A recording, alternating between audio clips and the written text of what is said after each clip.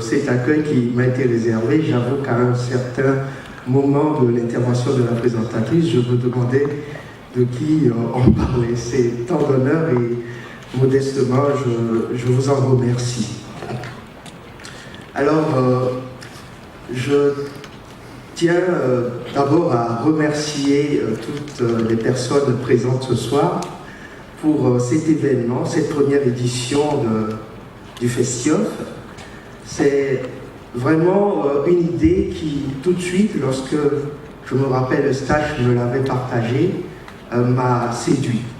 Parce que j'ai trouvé que, pour une fois, on a un projet fait par des citoyens, pour des citoyens, pour promouvoir la langue française, pour promouvoir l'espace francophone. Et je dirais donc que d'Hamid Malouf à Calixte Beyala, d'Amélie Nothomb à Aimé Césaire, d'Amadou Kourouma à Antoine Maillet et encore beaucoup d'autres que je pourrais citer, la conclusion est certaine, la langue française n'appartient pas aux Français, elle est universelle. Et cette universalité s'est construite au fil des siècles, au fil des rendez-vous de cette langue, avec les 5 continents du monde sur lesquels elle est parlée par plus de 274 millions de locuteurs. Langue officielle, langue maternelle, langue administrative, langue de la rue, le français est partout. Mais je pense qu'il trouve sa plus belle expression dans la francophonie des mots et des belles lettres. Une francophonie culturelle du partage et de l'enrichissement mutuel, à laquelle une personne sur 32 contribue dans le monde.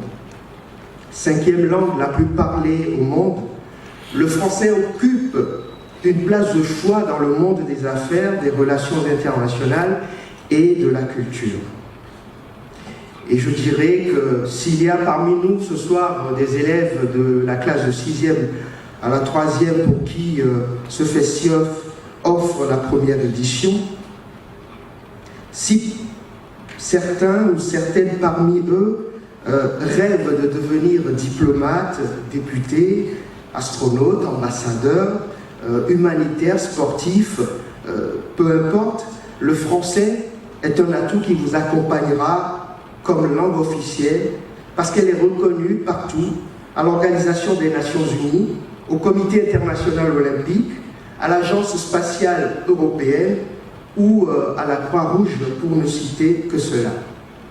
Et donc, au-delà de son usage en milieu professionnel ou comme outil d'échange entre les individus, la langue française est le vecteur des histoires, des contes et des imaginaires que des milliers de poètes et écrivains ont professés depuis des siècles et surtout les continents.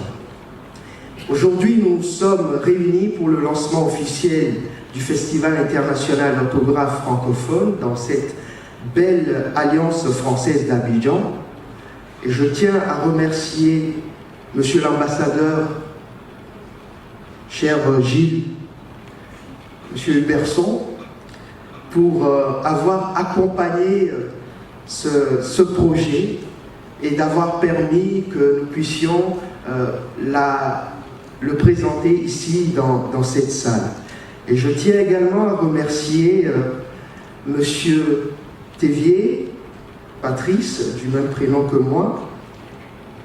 Je tiens à remercier également Monsieur Zié Koulibaly, avec qui j'ai été en contact régulièrement, le représentant de la ministre de la Culture et de l'Éducation, et bien entendu ma très chère collègue députée de Haute-Savoie, Marion Laine, qui a fait le déplacement avec moi, et bien sûr le président Eustache, Amouzou et tout le collectif du FESTIOF. À plus d'un titre, je me réjouis que cet événement ait pu voir le jour et j'espère qu'aujourd'hui constitue la pierre angulaire d'un événement récurrent. Ce festival dénote que la francophonie ne peut pas être qu'institutionnelle, elle peut être un festival vivant, une célébration appuyée de la francophonie par les citoyens, pour les citoyens. Et c'est d'ailleurs pour ça que dans son déroulement, nous aurons pour ces jeunes élèves des épreuves d'orthographe, de poésie citée, d'éloquence, de slam, et la langue française dans toute sa richesse et dans toute sa diversité. Donc nous avons le devoir, et c'est un devoir qui incombe à chacun de nous, de faire vivre la flamme de la francophonie dans la société civile afin qu'elle puisse porter au loin sa lumière. La francophonie représente une communauté d'idéaux fondée sur la participation citoyenne et démocratique, sur la pluralité des visions, qu'elles soient culturelles, sociales, économiques ou environnementales. Et le FESTIOF s'inscrit pleinement dans cette vision. Il est l'occasion de mettre le citoyen francophone au cœur de la francophonie, de l'élève à l'enseignant, des artistes aux écrivains. C'est l'occasion de démontrer et d'affirmer la place fondamentale des individus dans l'apprentissage et la maîtrise de la langue française.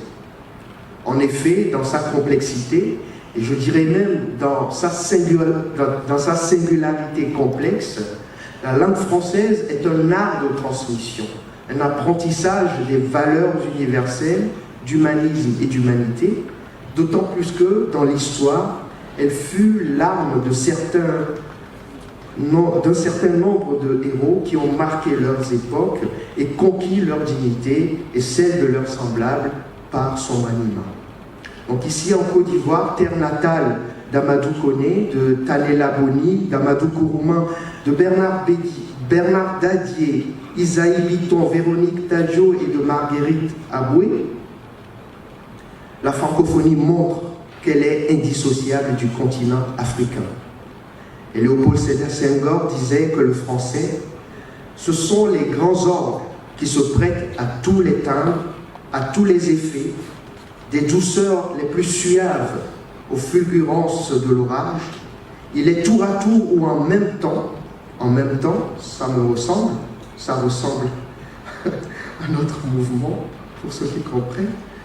Il est tour à tour ou en même temps, flûte, hautbois, trompette, tam-tam et même canon. De cette symphonie qu'a toujours été la langue française, souhaitons que le FESTIOF soit une nouvelle partition et que le maximum de jeunes et de moins jeunes, animés par le même amour des belles lettres ici, en Afrique et partout ailleurs, y contribuent. Longue vie au FESTIOF et vive la francophonie. Je vous remercie.